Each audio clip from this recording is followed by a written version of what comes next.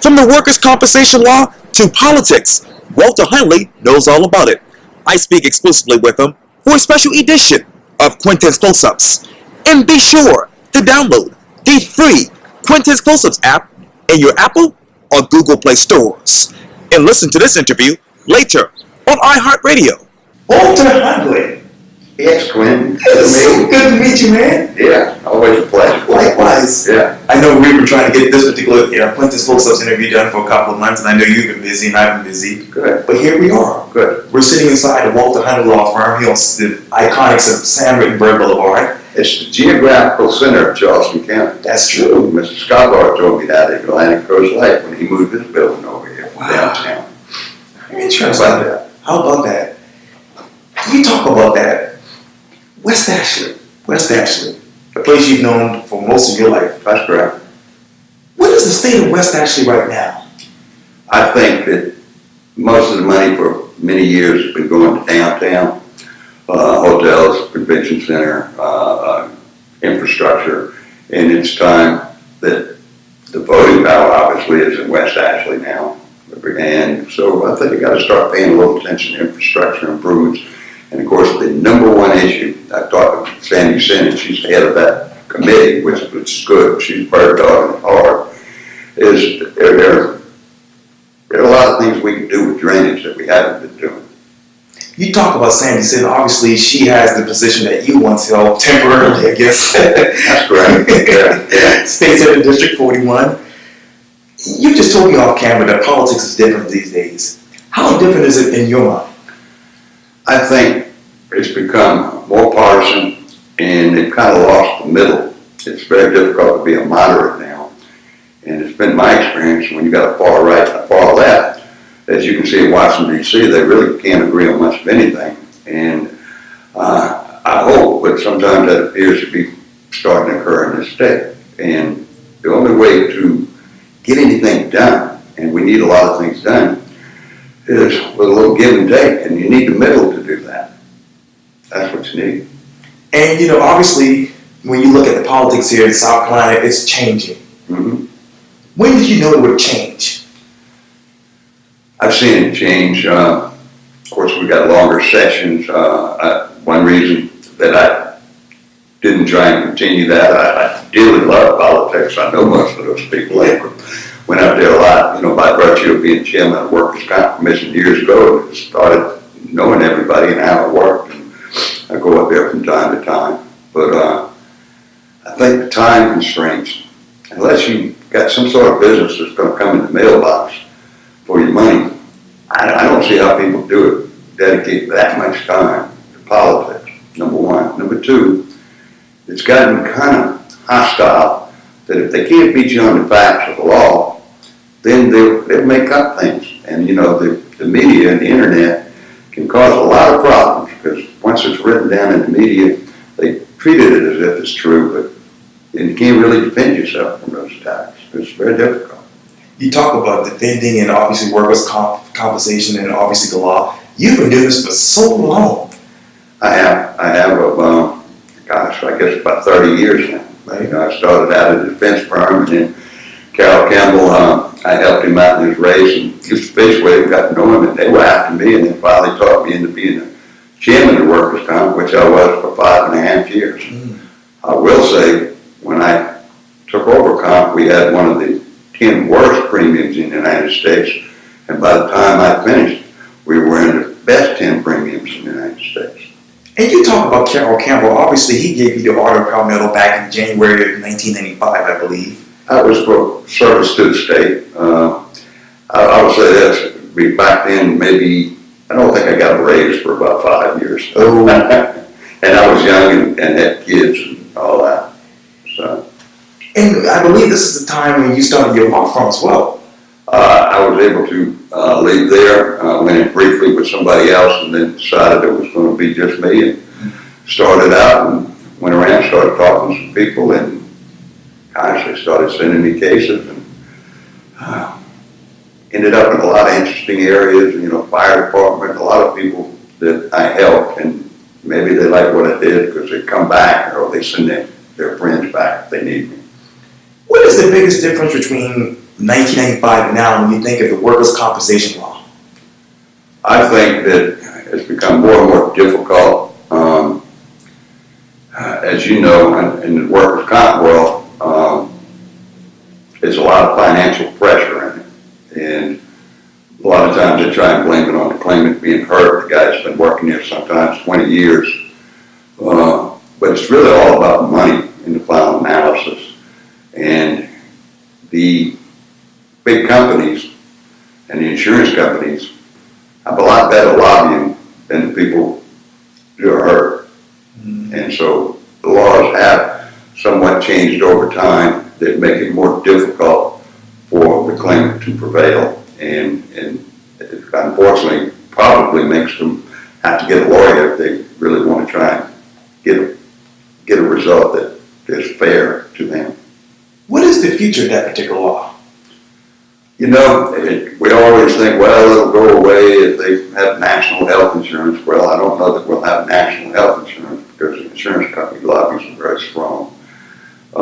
And at least in our particular area, as you know, it's changed dramatically in just the last few years. For instance, when I was Carroll Campbell, that's when the Michelin and BMW came into Greenville, and you saw what happened up there. Well, we had Boeing, Volvo, all their suppliers, Mercedes. People are moving here, as you know better than I do, every day.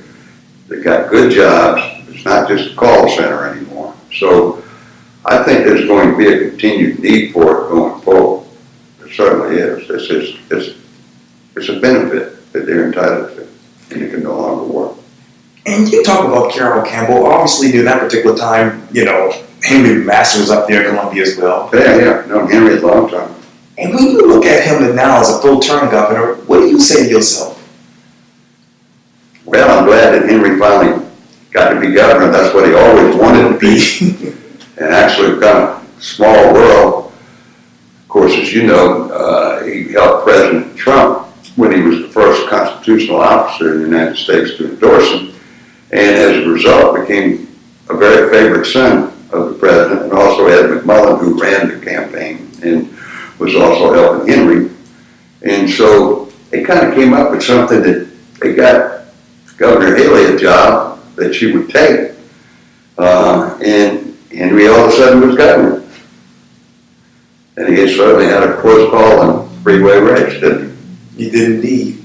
And when you think of former Governor Nikki Haley now, you ambassador to the United Nations, what is her future in your mind?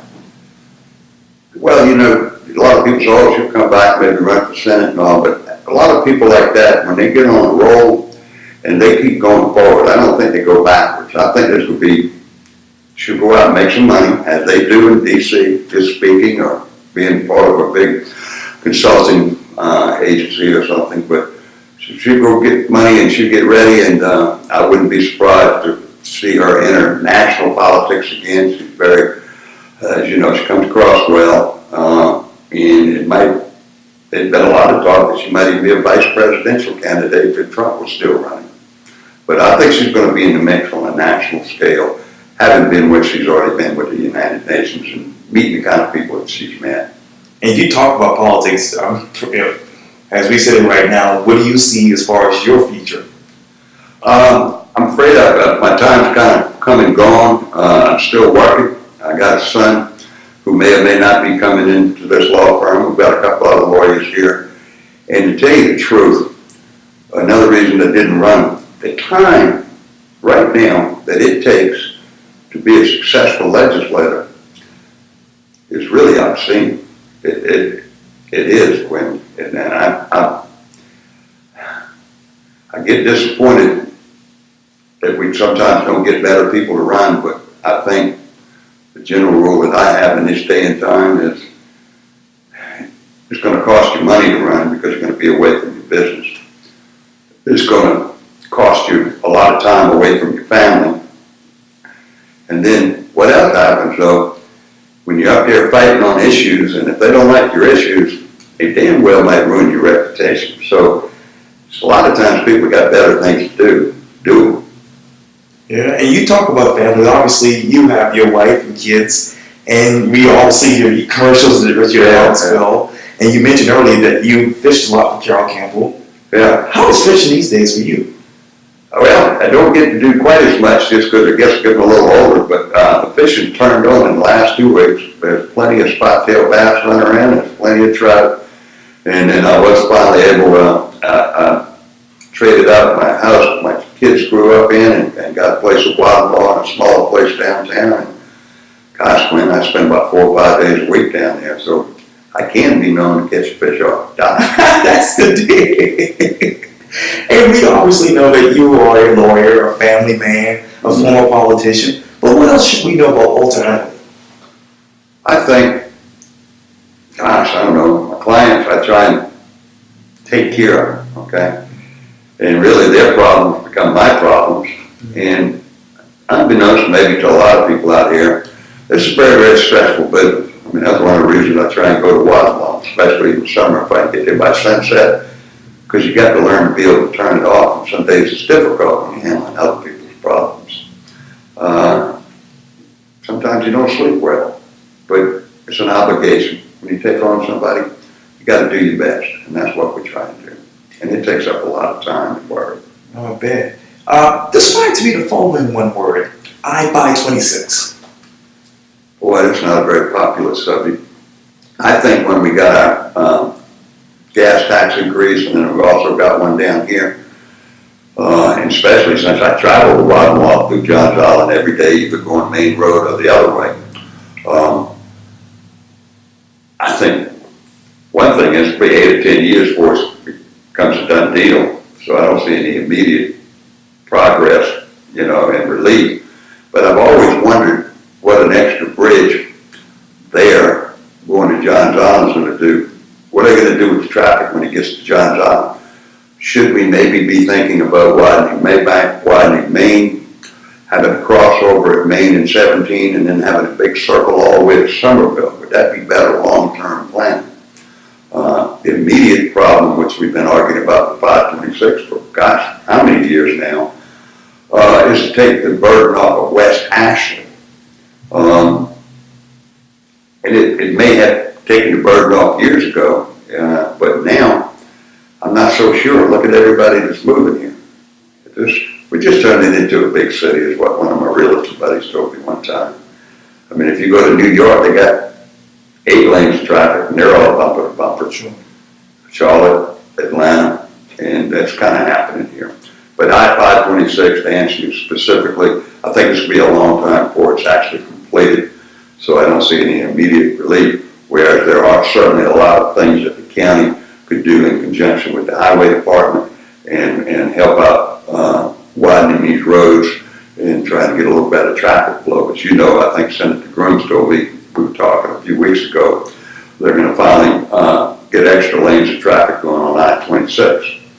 If you've been that way at any time of rush hour, you know how bad that is. So we're just a little behind on trying to plan for all these people. I think we've done a great job of attracting industry, a great job of attracting people, but we fell behind on timely improving our infrastructure. And when you talk about, obviously, 526 and infrastructure, you talk about flooding. Where do we go from here with that?